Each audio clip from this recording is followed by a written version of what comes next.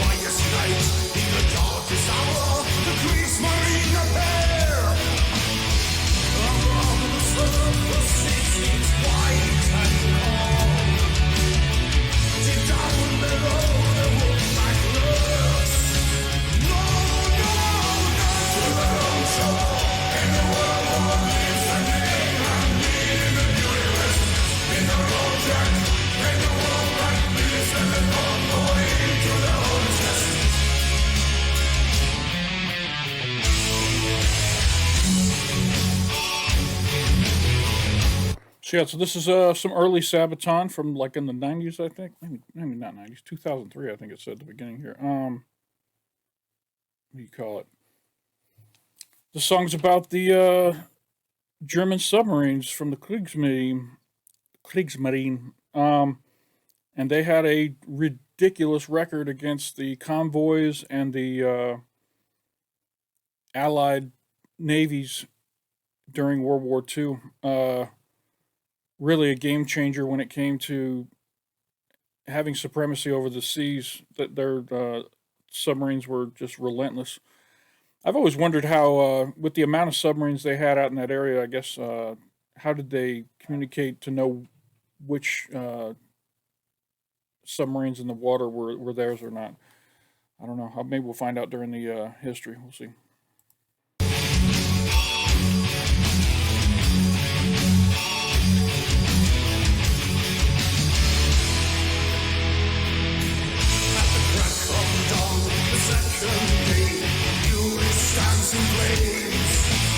Off the convoy, sunk all disabled, heading back to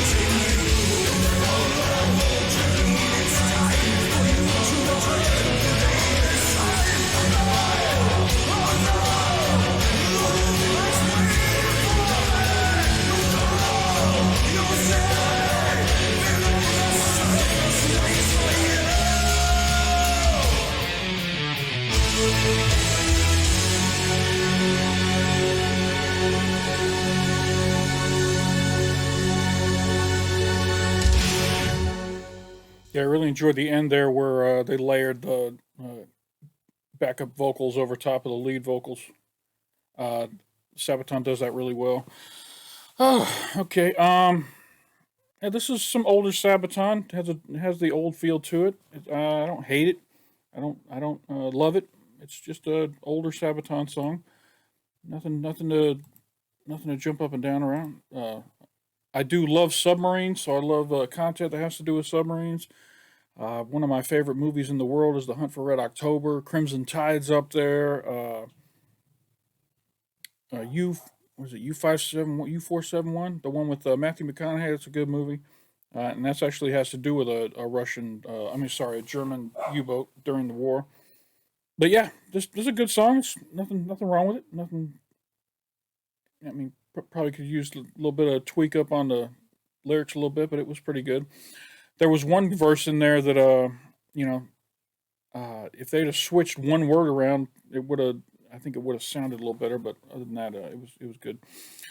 I guess I should have pointed it out when I saw it, but you guys got me gun shy now to talk about their lyrics. A lot of people have been giving me crap in the comments about giving Sabaton slack for having lyrics that don't rhyme, so I'm gonna back off doing that. You guys, I think I've said it enough. Those of you who've been around long enough have heard my spiel on it. I'm just gonna let it lie and let it be what it is. That's Sabaton's style, and it's gonna be what it is, especially for their older songs.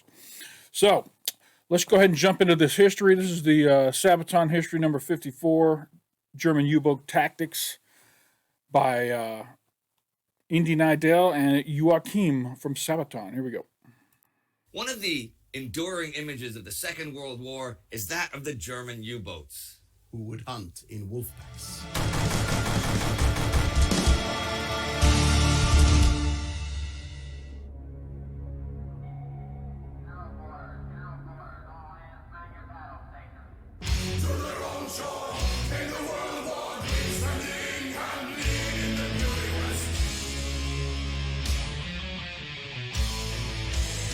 The effect of the German submarines, U-boats, was a major shock to the British Royal Navy back during the Great War. So it was not surprising that in the Peace Treaty of Versailles, Germany would not be allowed to have any submarines, and its navy was greatly reduced in size. In fact, the potential of the submarine as a weapon seemed such a possible threat to Britain's imports, and thus its economical survival, that there were some British politicians trying to ban submarines in general. In Germany, the U-boat crews and commanders were well respected as heroes of the Great War. So it's no wonder that even as early as 1922, they secretly kept tabs on the further developments of the submarine. In 1935, when Adolf Hitler felt strong enough politically to openly proclaim the rearmament of the German Wehrmacht, Admiral Erich Raeder began building a modern, new U-boat force. He envisioned a large submarine fleet. According to him, their true potential had been wasted in the Great War because Germany was unable to produce enough of them to be really effective. But to his dismay, not only the Anglo-German naval agreement, but also Hitler's own visions of mighty battleships and aircraft carriers seriously limited his options. So Raeder tasked the acclaimed submarine captain from the Great War, now Admiral Karl Dönitz, to do the best he could with what he had at hand. And that was little enough. By the outbreak of the Second World War, the Kriegsmarine had only 39 frontline submarines available. Dönitz and Raeder agreed that such a small force couldn't achieve much, especially if Hitler kept insisting on playing by the rules of prize regulations. By late 1940, though, even after the Führer switched to all-out submarine warfare, only 13 new U-boats had been commissioned, not even enough to replace their losses. And the Royal Navy was turning to the convoy system faster than expected. After the sinking of the passenger liner Athenia and the battleship Royal Oak, right in the Navy's backyard at Scapa Flow, the British government insisted on grouping together large numbers of merchant ships that were to be escorted by the Royal Navy in convoys. The convoy system had been the major counter to the German submarines in the Great War. And now Admiral Dönitz sought to overcome that problem by concentrating his submarines in the same way. The idea of the Wolfpack was born.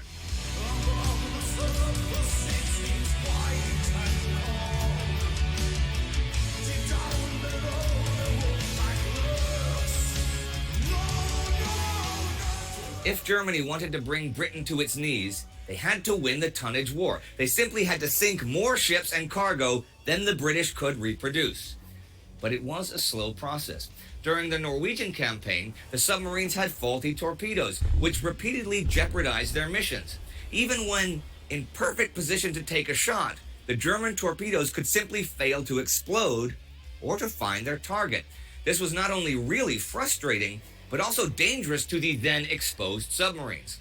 German scientists then came up with magnetic triggers instead of impact fuses, which would detonate in the range of the vessels. By 1940, with the comfort of the French ports after the Battle of France, which eliminated the time-consuming transit into the Atlantic and increased the effectiveness of the submarines by shortening repair times, the Wolfpack seemed to be ready. Convoys heading out from Canada towards the British Isles were the first to fall prey to the new tactics. Like a real pack of wolves, the first vessel that located the convoy would inform the others of its coordinates via radio transmission and continue to shadow it. The commander of the group would come up with a plan of approach and coordinate the coming attack from his own submarine. Then, when in a favorable position, the Wolfpack would strike. If the convoy was not strongly protected, or if a smaller group was separated by the rest by bad weather or whatever, they engaged the enemy.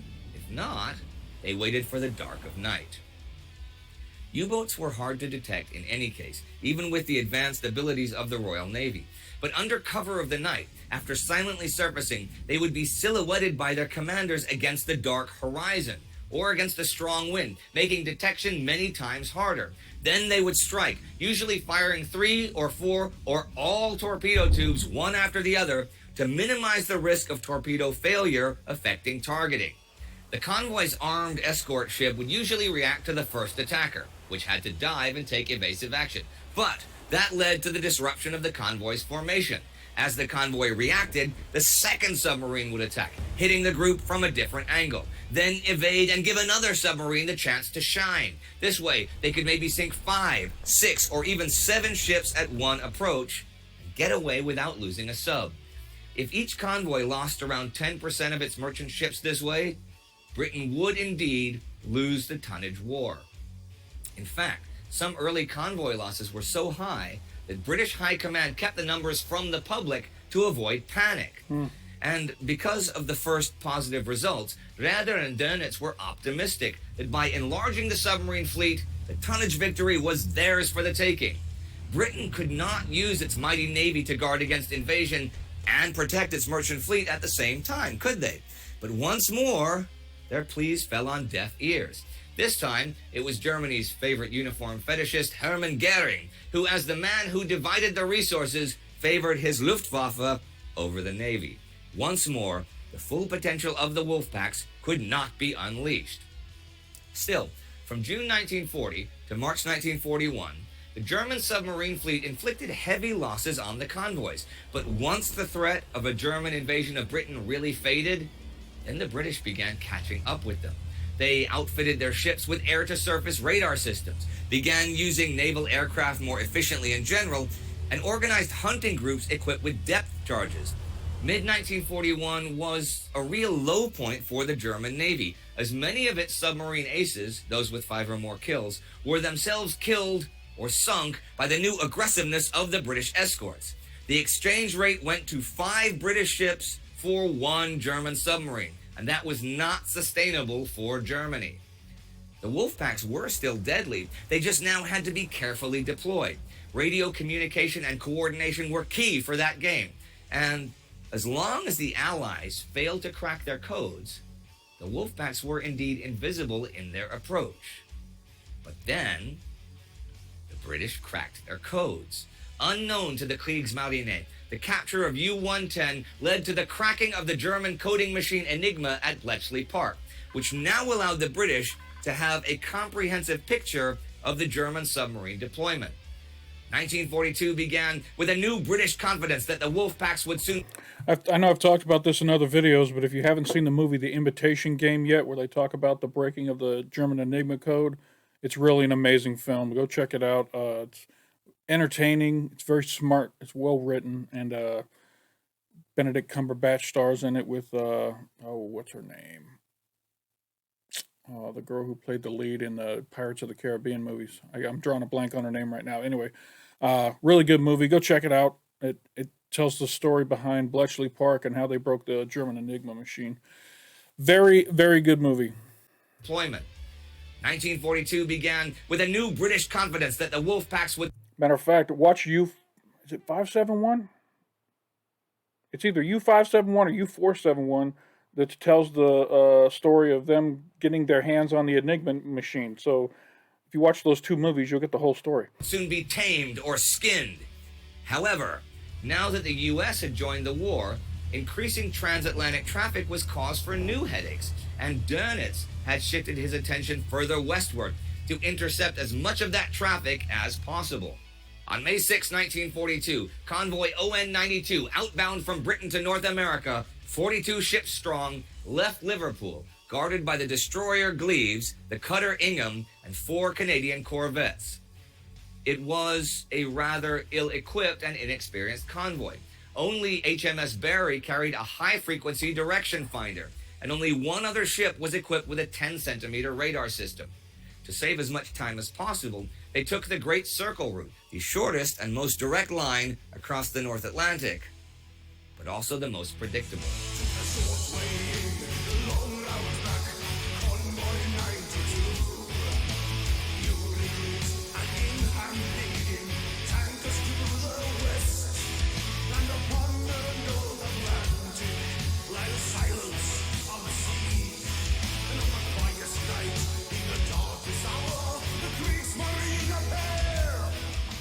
It did not take long. That's the verse I was talking about right there. That if you just switched one word in this, keep all the words, just move one word around. Let me go back and I'll talk about it right here.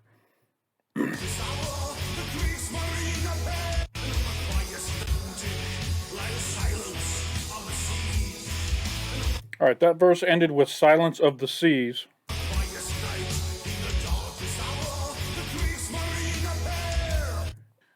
The Kriegsmarine appeared. All right.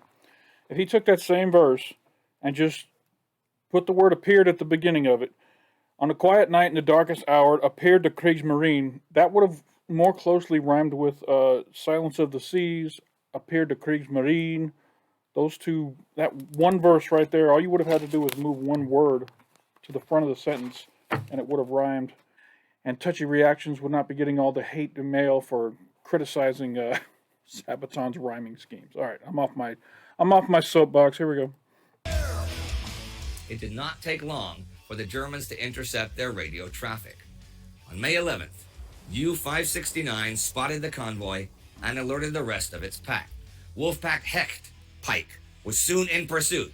The Barry was quick to realize that they were being shadowed, and not only by U-569, but also at least 2 other submarines. Now, a convoy usually had at least 2 basic options: to send out a hunting party in the hopes of driving the submarines away, or to quickly take evasive action and outrun them. Neither was really a possibility here, though, as the escorts were too few and the convoy too slow. And the somewhat outdated system of the Berry could only give a vague fix on enemy positions, and that position was closing in on them as night fell. The Gleaves decided on a daring move, chasing U-569 alone. This, however, was just what the Wolfpack had hoped for. Just after the Gleaves left, shortly before midnight, U-124 approached the convoy from the south, successfully torpedoing 2 of the outside ships, the Empire Dell and Lanover cargo vessels. The other ships fired illumination flares, hoping to catch the attacker. But that only diverted attention from U-94, who promptly sank the cargo ship Coco. Shortly after that, U-124 made a second run through the convoy undetected, sinking both the steamer Mount Perez and the Cristales cargo ship. With 5 ships reported sinking or burning, the Gleaves quickly came rushing back. The next morning, the Gleaves and the corvettes, who had spent their time rescuing sailors from sinking ships, had an easier time preventing the Wolfpack from emerging in broad daylight. Then their luck ran out. Their evasive maneuvers led them into a storm, and also into the path of U-94, who was waiting for them. During the storm that night, U-94 torpedoed at least 1, but possibly 2 merchant ships, the British Batna and the Swedish Tolkien. Having lost 7 ships now, the convoy was a shambles. But the Wolfpack was running out of fuel and torpedoes, so Dönitz called his pack back home, pleased with the results. The Allies realized that despite their earlier successes and improvements, the Wolfpacks were very much still alive and very much still dangerous. And German Naval Command gained new hope that the Battle of the Atlantic was a long way from being over.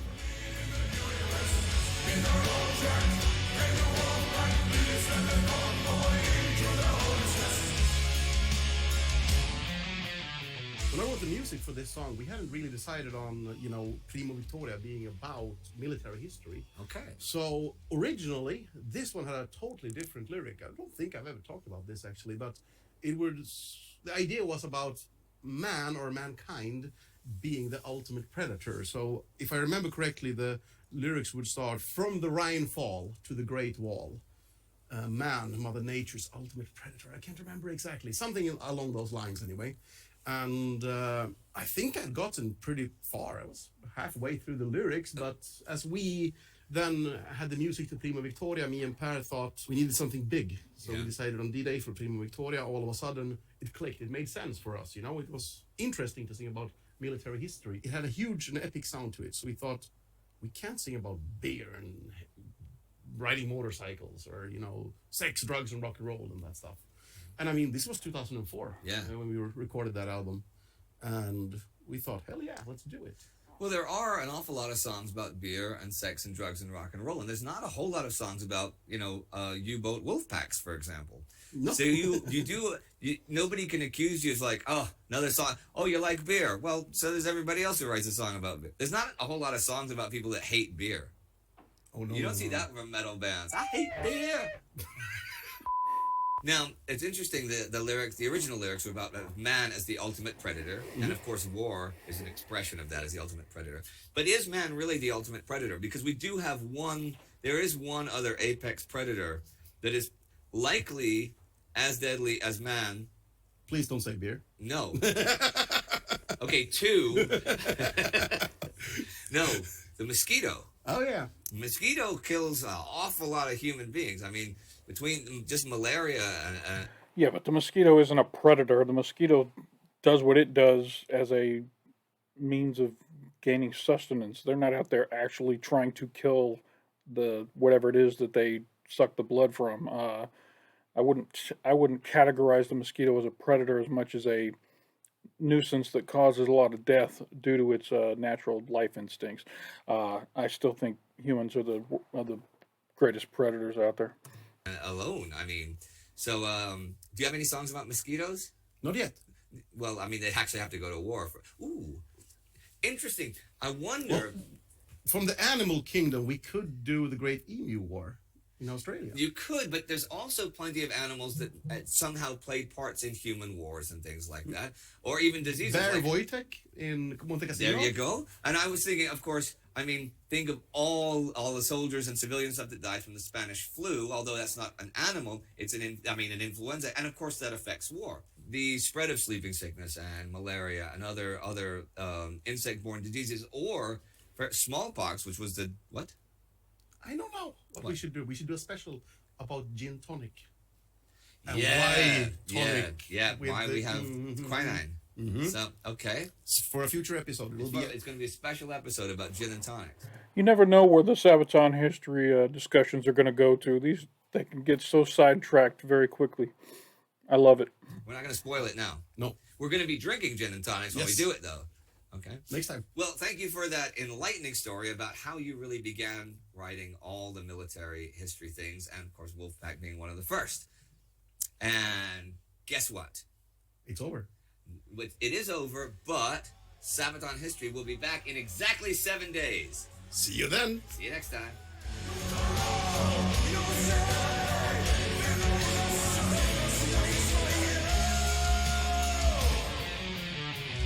All right, everyone. Thank you very much for watching, and thank you so much for the support with the community. All the Patreons, everyone who's helping, sharing this. We really love doing this, and thanks to you, we can keep on doing it. So keep on doing what you do, and we will keep on doing what we do. Thank you. As always, continue to support Sabaton on Patreon. They deserve it. These lessons are great. Oh, wait a minute. I see a Wolfpack Part 2 up here. Huh. Alright, well, I wasn't planning on doing Wolfpack Part 2, but it actually says it right here.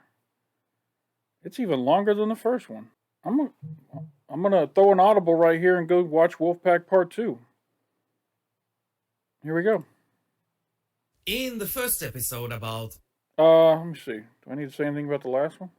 The story was, it's a good story about how dangerous the Wolfpack was, even though their numbers were not what they could have been. Imagine how they might have performed in the war had Hitler supported their plans to have a massive Wolfpack out there just owning the oceans. I wonder how that might have changed the tide of how things turned out. How long might that have prolonged the war? Thank goodness they were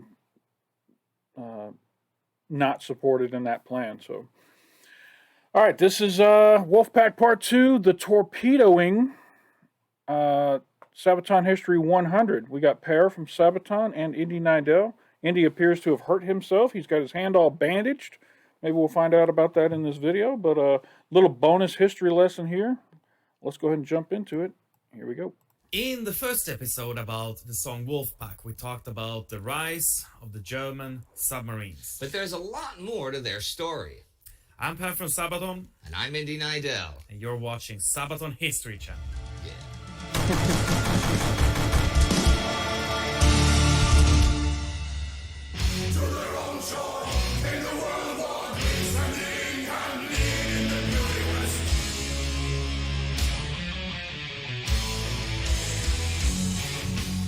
I am sure that no one knows so much about dealing with U-boats in the Atlantic and the mine menace around our shores and harbors of any kind as the British Admiralty. Not because we are cleverer or braver than others, but because in 2 wars our existence has depended upon overcoming these perils. When you live for years on end with mortal danger at your throat, you learn in a hard school. Winston Churchill, 1951. When German submarines were once more sent to sea in 1935, many young sailors of the Kriegsmarine were reminded of the tales of the Great War. Back then, the German U-boat fleet had been a fearsome menace that sought to starve Britain out of the war. Their commanders nicknamed the first generation of U-boats canoes because of the old rudimentary equipment and the lack of a compartmentalized interior. Otto Kretschmer served on one of the new U-boats that was sent into the Atlantic. U-35's first mission was to intervene in the Spanish Civil War in 1937 by laying mines around the Bay of Biscay. The mission was rather uneventful, but it gave the crews a feel for the potential of the Grey Wolves and why they had been so dreaded in the Great War. While everything seemed quiet and calm on the surface, deep down in the sea they silently lurked, waiting for their chance to strike. In June 1940, Kretschmer once more departed for war in the Atlantic. this time in personal command of a top-of-the-line Type 7 U-boat. U-99 was an excellent submarine, sturdy and powerful enough to dive deep and prevail on the long, hazardous journeys through the ocean. During the German campaign in the West, it was U-99's job to attack the Allied supply lines and cause as much damage as possible. The Atlantic was Britain's Achilles heel, and at the time, rich with tankers and merchant ships. Although the Royal Navy had introduced the protective convoy system early on, the crews were still unfamiliar with anti-submarine techniques, and Kretschmer's attacks were extraordinarily daring. When a convoy was sighted, U-99 shadowed the unsuspecting ships from afar, often letting itself be overtaken by the guarding destroyers. In the dark of night, it resurfaced and slipped into the formation unnoticed. Kretschmer then closed in on the biggest target to about 600 meters, the safest distance from which to launch a successful torpedo. Aimed right at the middle of the ship, just under the central keel plate, the ensuing explosion usually ripped any merchant ship apart. If not, the U-boat's surface gun would punch more holes in. Like a fox in the henhouse, Kretschmer wreaked havoc from within the convoys themselves. For the rest of the year, the German U-boat scourge was on a seemingly unstoppable rampage, as we saw in Part 1. Operating from occupied France or Norway, they targeted inexperienced convoys, often traveling from as far away as South Africa or Australia towards the English Channel. Like the pilots in the skies, U-boat commanders became aces, celebrated heroes of Nazi propaganda. Together with Günther Prien of U-47 and Joachim Schepke of U-100, Otto Kretschmer was one of the 3 U-boat darlings of the press. They were the 3 knights of the high seas, bestowed with greatest honors, who would soon see Britain brought to its knees. After not even a year in service, Kretschmer, the Knight Raider, had sunk more tonnage than any other commander. That's an amazing nickname, the Knight Raider. Nice. Over 250,000 tons of shipping were now on the ocean floor, attributed to the shiny golden horseshoe of U-99.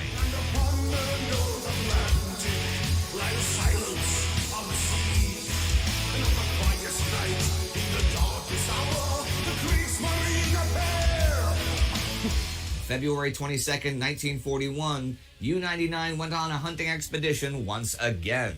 Prien was already underway, and Kretschmer was scheduled to meet with Schepke's Wolfpack. Throughout March, the submarines were once more successful. U-99 was credited with sinking 8 ships in just 11 days. With his last torpedo fired, Kretschmer was heading home, but he was suddenly surprised by 2 British destroyers. U-99 made an emergency dive, but at 200 meters depth, the boat was suddenly shaken by explosions. The destroyers were dropping depth charges, and the men were thrown about. Lights were knocked out, and the glass dials of the instruments sprung. Then water broke into the control room, and the depth gauge stopped working. Deeper and deeper they sank, the worst nightmare of every U-boat crew. There was a reason submarines were also known as iron coffins. In total darkness, they sank to at least 500 meters, and the pressure pushed at the ship's hull. Any minute now, they would be crushed to death. Terrifying. Just sitting there waiting for the depth and the pressure to get enough to kill you, and knowing that you can't do anything about it. Just horrifying. Ugh. Makes the hair on my arm stand up. Had no choice. He blew the ballast tanks, and the U-boat shot back up to the surface. They surfaced right in front of the destroyers. The British opened fire, and machine gun bullets rattled off the submarine's hull. Kretschmer ordered everyone out of the tower, the official sign that the submarine was surrendering. Everyone except the officers who were busy destroying the secret papers and, most importantly, the coding machine, the Enigma. Kretschmer was among the last to escape the boat, which promptly sank back to the depths of the sea. The crew of U-99 went into captivity. Over the coming weeks, as he was interrogated, Kretschmer learned the bitter reality that the war had begun to turn against the German U-boats. Prien was dead, so was Schepke. Kretschmer was surprised by the amount of intelligence the British had gathered about the German U-boat operations. They knew everything about Dönitz, our top personnel, the submarine captains, everything. We didn't know anything about them except that they were the enemy. The loss of 3 of its most acclaimed U-boat commanders in a single month was a major blow to the Kriegsmarine, and it only went downhill from then on. After the British finally captured one of the Enigmas intact, they were able to decipher the German codes. With new radar systems and more effective countermeasures now on nearly every ship, the war on the high seas had taken a dangerous turn for the Germans.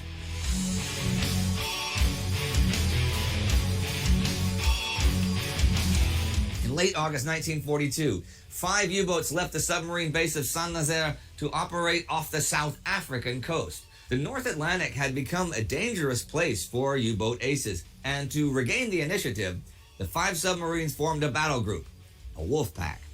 This Wolfpack, under the codename Eisbär, polar bear, was to assist and support each other during the hunt for convoys in the far south. Eisbär didn't get far in its search for trouble. Near Ascension Island, U-156, under command of Werner Hartenstein, spotted the smokestacks of the former passenger liner Laconia. En route to Cape Town, the Laconia was now a passenger liner in name only. Armed with 10 guns, depth charges, and a radar system, the Laconia now served as a British troop ship.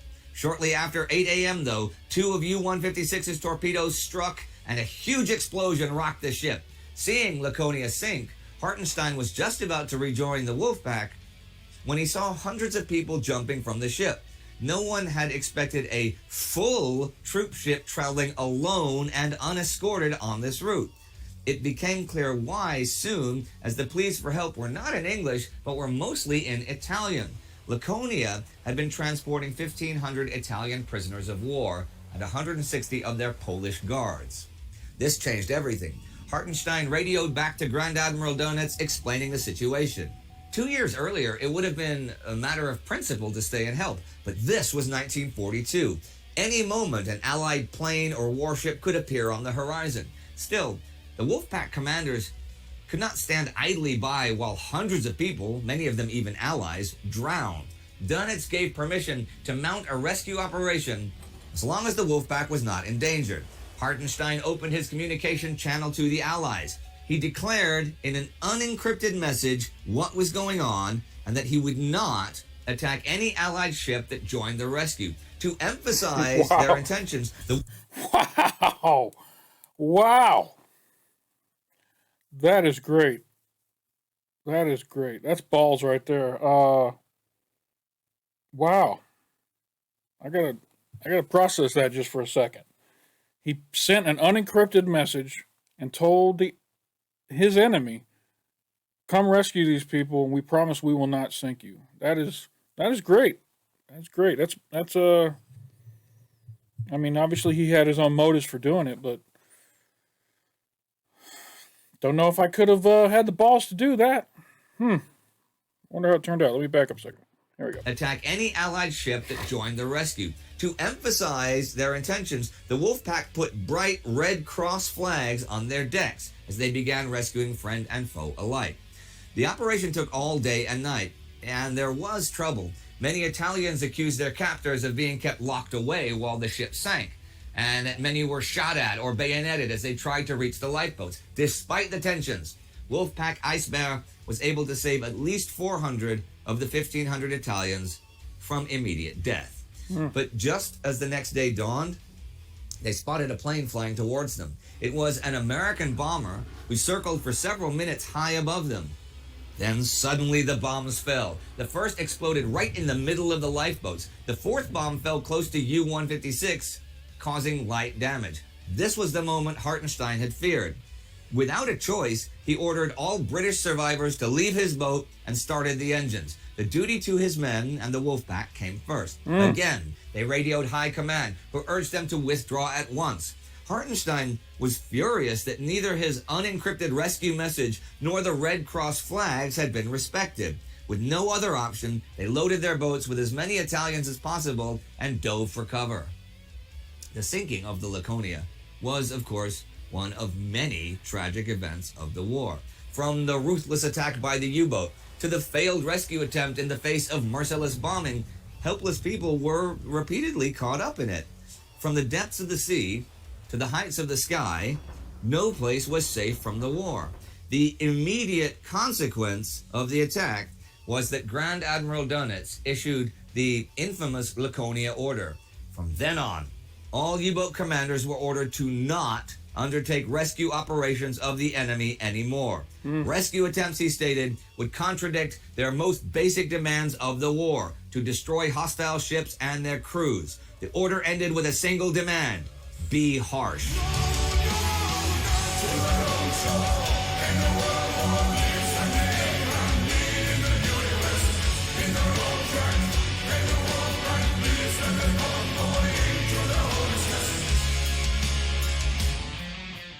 You know, it's interesting that we're talking about German submarines and we have a German plane behind us. So it's nice to keep the whole military theme. And before you say anything, it reminds me of something that I've wanted to ask you, but I've never gotten around to asking you.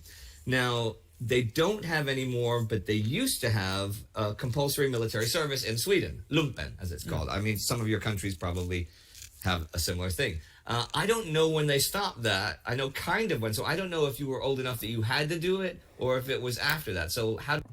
I know the answer. They actually stopped doing it the year that Per would have been obligated to do it. I think he answered this on another Sabaton history, but let's see if he says the same thing here. How did that go for you?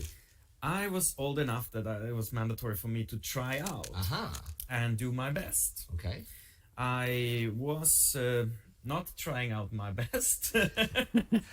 I was entering this where you go and you do the tests and examinations, and then they decide you're gonna be that or this or that. Okay. And I went there with the intention that I wanted to go all in for a career and become a fighter pilot. Okay, cool, yeah. Or a submariner. Right, okay, yeah. Okay, and why those two choices other than adventure? Nothing. It's just the adventure. No, it was always flying. Always was attractive to me. Okay. Oh, Rickard, you fly, right? Say that you fly so people can hear. I fly. See, he flies. He flies. Yeah, Rickard is handling the camera. He's a pilot, and he's got. There's a joke in the flying community that the joke is, how can you tell if someone is a pilot? And then the response is, don't worry, they'll tell you. At the plane. Okay, but back to you being the pilot. Yeah, no, I wanted the adventure, and as we talked about also before, that the flying aces, they were treated a little bit like differently. And yeah, stuff. they were the stars. They were the rock stars. And I guess that was the appealing thing when you were younger. You want to be that. You don't want to be the muddy guy. No, not the infantry. You don't want to be that. But what about submarines? Because, you know, the submarine guys, they don't really get to be seen like the flying ace. That's true. But, okay, I guess that came from my father, who suggested that my length would make me ideal for being on a tight little ship. This is true. And I'm not afraid of being locked inside and stuff like that. And I don't mind being away for a long time, obviously touring. Then I wouldn't know that when I was this age, but now I know that I would be able to handle being away very, very long time. Sure.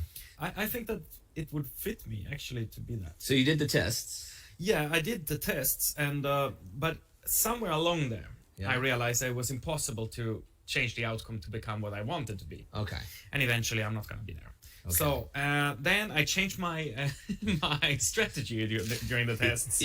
And suddenly I wanted to be performing as horrible as possible. Right. So okay, what happens if you perform as horrible as possible then? The last test, so to say, is the psychology evaluation. And I was called in there, and the woman who was doing the evaluation about me, she was looking at my results from first, like, oh, your results, you have good physics, you don't have any problems.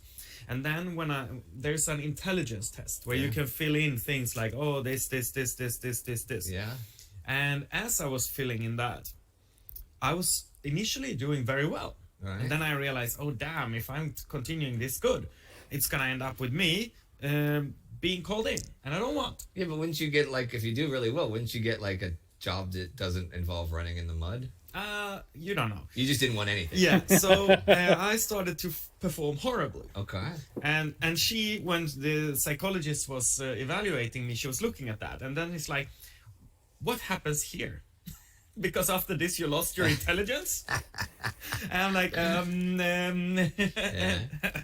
I said how it was. I said, actually, we had in the band we had a earlier drummer before we became Sabaton, and he had to go and do the military service. And it was too far away. We couldn't rehearse. Eventually, he had to quit the band, and it was his biggest regret for a very long time.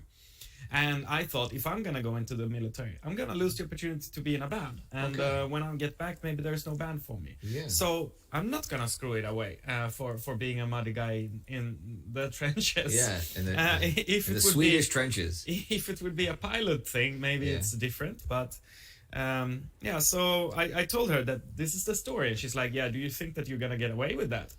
I said, well, not now. You know, it's that. And then she asked me, what is your... And I said, I want to be a fighter pilot. She said, you cannot be because you've screwed up here. And I said, I want to be a submarine guy maybe. And then she's like, not going to happen. Then I said, okay, then I want to be a crazy guy with a rifle in the woods and shooting everything I see. And then she says, yeah, okay, I see. And then she wrote reserves. All right, so you didn't have to get called up at all. No. Then it was the end of this. Now, I knew a couple of people that, you know, they were like conscientious objectors, and they didn't do their military service, but they had to do service to society. Like one had to be a fireman's apprentice for like, is it like a year and a half, something like that? Is that how long it was? So you didn't have to do that? Nothing. And you didn't say to her, okay, if I can't be a fighter pilot, I can't be a submarine ace, and if I can't be the guy that goes crazy in the woods, then I'm going to write dozens and dozens of songs about military history, and millions of people, hundreds of millions of people are going to listen to them. I didn't say that, but I should have. Can we put missed opportunities in front of Per? Something right there? Because it would have been a perfect time to really, like, stake your future out. You know, funny. He had no idea at that time that his group, he was going to end up writing songs about the military, so he couldn't have done that. But still, a funny joke. Flying aces and submarine aces, something, you know, people that have, you know, sank 5 ships and stuff. I'm not certain when they started taking the term ace, but I do know where the ace comes from, like 50 years before that in American English, using for like the ace of your pitching staff, the ace, your ace player, the ace. And it doesn't come from like the card ace. It doesn't come from that. It comes from a baseball player named Asa Brainerd from the 1860s, who was, his team just called him their ace because his name was Asa, and he was so. And other teams said, well, this guy's our ace. And that's when you are watching Sabaton Sports History. Sabaton Sports History. Can we get a logo? Well, for Sabaton History and Sabaton Sports History and Sabaton How to Avoid Doing Your Military Service History, well, that is all for today. A very educational episode. Thank you for watching. See you next time. That's great.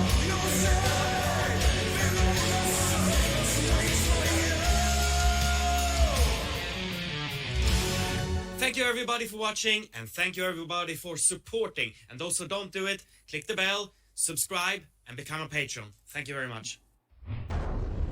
All right, I'm glad we jumped into that second one. That was good. I enjoyed it quite a bit there. All right, let's wrap this reaction up with the live performance. This is in Nantes, France. I'm sure I'm pronouncing that wrong. I'm sure you guys will let me know in the comments. Make sure the volume's up. Whoop. And here we go. This is Wolfpack live from Nantes, France. Here we go. To the wrong shore, in the world of peace and the yin yang, in the universe.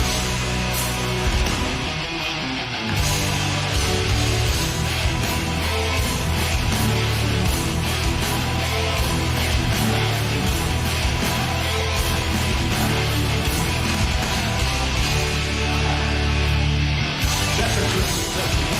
We'll take the place. Classic place. Voice I'm going to say.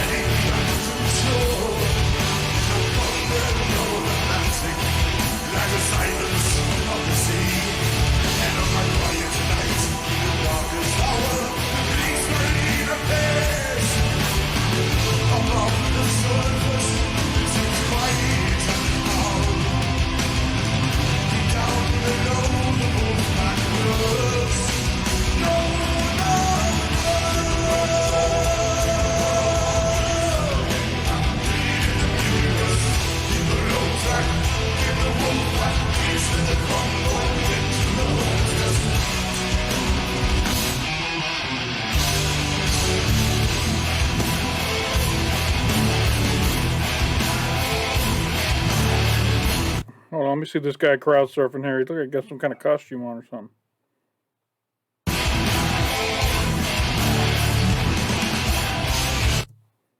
Let's go. Oh, I'm on the volume. Let me get off of that.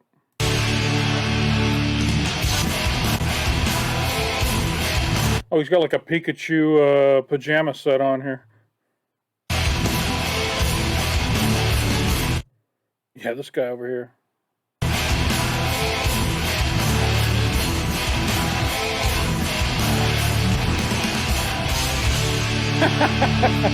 Oh!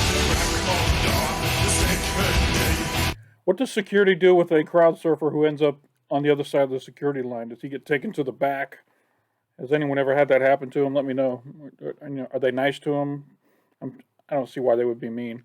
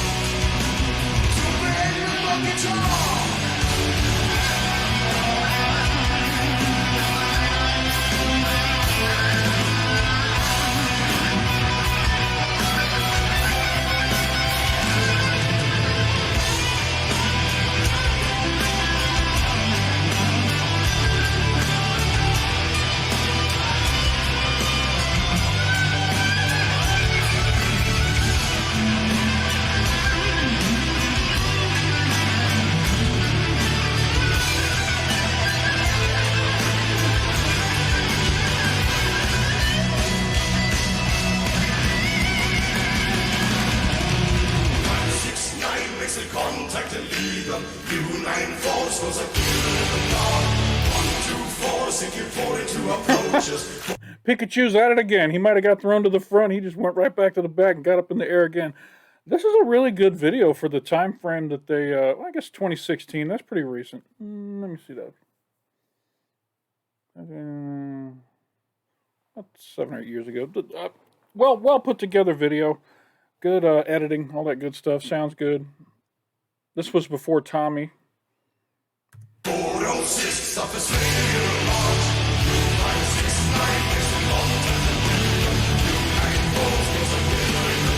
Great crowd here too. Great crowd interaction. You never know what you're going to get with different crowds, but this looks like a really great crowd. In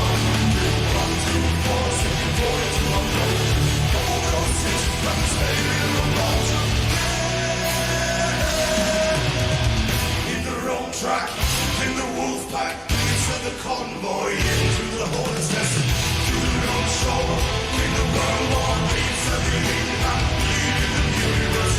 In the wrong track, in the Wolfpack, into the convoy, into the hornet's nest, under fire, under water, made 42 and beauty and paradise. To the wrong shore, in the world war, beats everything and bleeding the universe. Don't know what's waiting around.